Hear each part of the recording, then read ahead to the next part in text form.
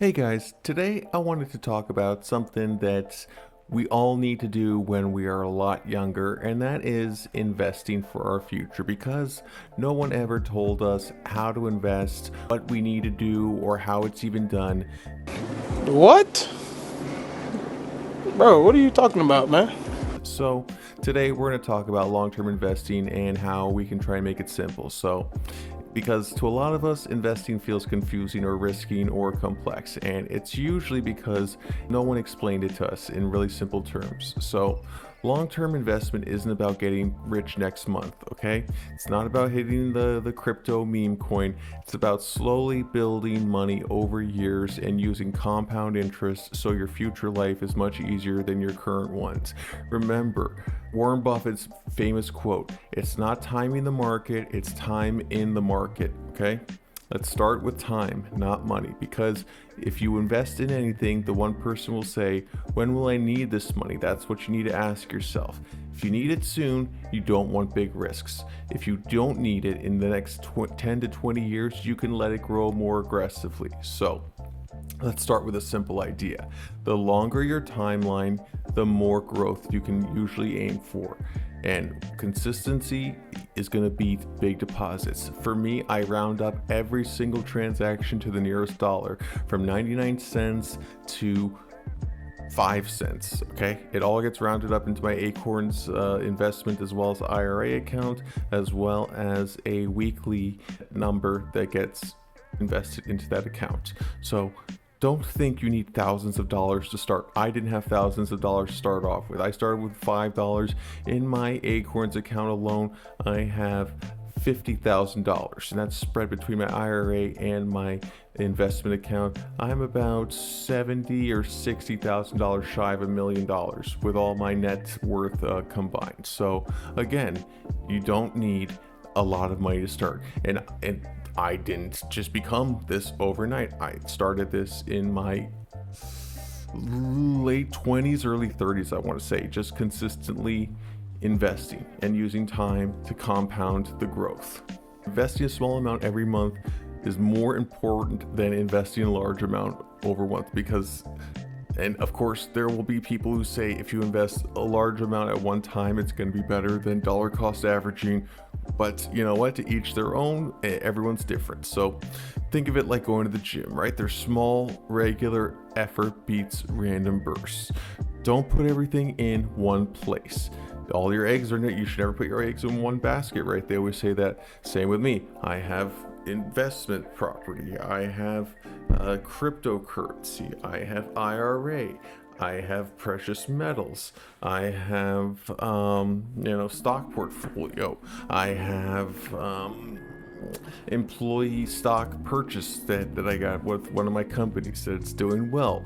You want to spread it around as long as it seems like a good investment or it has the potential to grow. And that's why investors spread their money across many companies or industries. Because if one company fails, you have many other avenues that your money is still in and still growing.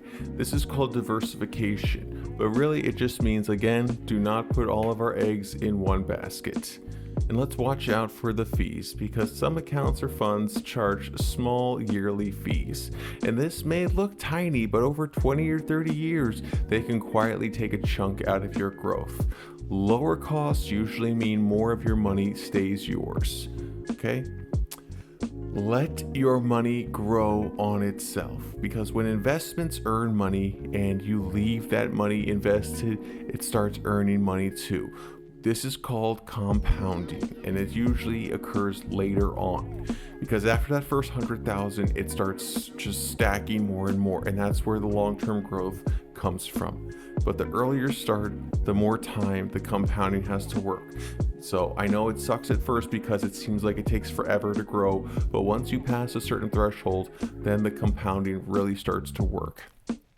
Biggest thing, stay calm when markets drop. Another big Warren Buffett or Charlie Munger tip was when people see fear, you should see greed. And when people see greed, you should see fear. I see the market take a big dip, I look at it as a great opportunity to buy, okay? Because here's what's gonna happen. Markets go up and markets go down. But over time, the markets are continuously going up, because if you look at the history of the stock market, always recovered from every recession, from every downturn, and gone on to the all-time new highs from where they've crashed, as we are right now. This is normal, okay? The biggest mistake that beginners make is selling when they're scared, panic selling, okay? Because you're operating on fear. You gotta just think this is in the moment, right? You gotta looking out for your future you, okay? A temporary drop only becomes a real loss if you panic and sell.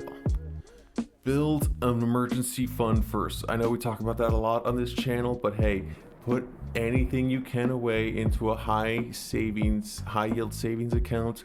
I personally use SoFi. You can put any percentage of a direct deposit into that account and it will activate a free high yield savings account without having to input a set amount of dollar, and you will also get other benefits to it as well.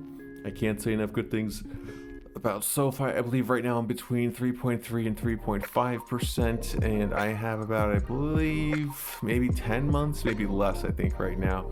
But yeah, and I luckily found a new job, so I'm not dipping into it.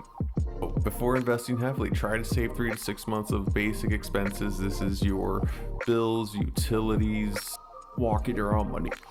This way, when life throws a curveball at you, as life will always throw a curveball at you, you won't need to pull money out of your investments at a bad time. Because I've seen this happen so many times where people pull money out and then they drain their opportunity to their investments for later on in life, and it's really hard to come back from that, especially if you pull it out later in life. If you're watching your investments every day can make you anxious and lead to bad decisions, I've done this personally. Okay, it's not good, right? I've learned my lesson. Checking every few months is usually enough for long-term investors, okay? Investing is slow on purpose, okay? That's what makes it stable. Right. Long-term investing isn't about being a genius or predicting the market.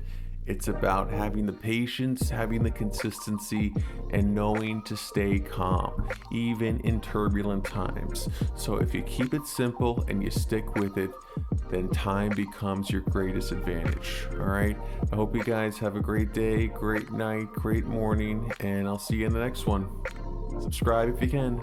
Peace.